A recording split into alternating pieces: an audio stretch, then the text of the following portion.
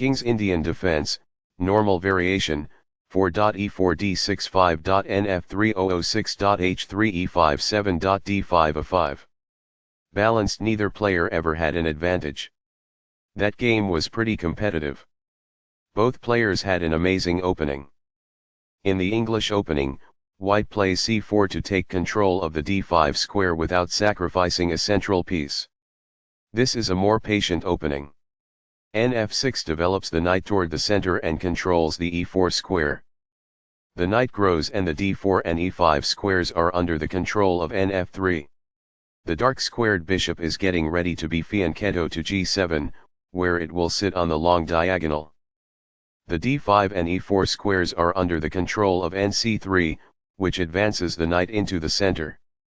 Fianchetto move bg7 places the bishop on the long diagonal. The bishop is prepared to grow into a functional square. The bishop will be better off as a result of this. The bishop is prepared to grow into a functional square. Castling gets the king to a safer square, out of the center of the board, while also developing a rook. Castling kingside tends to be safer because the king is further from the center. h3 takes control of the g4 square, allowing white to play b3 without getting the bishop attacked by ng4.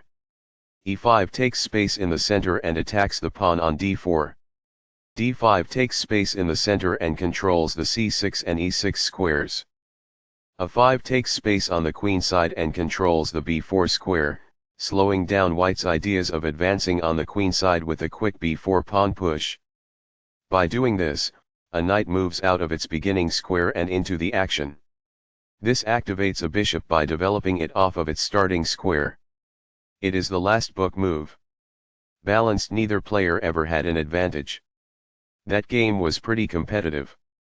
Both players had an amazing opening.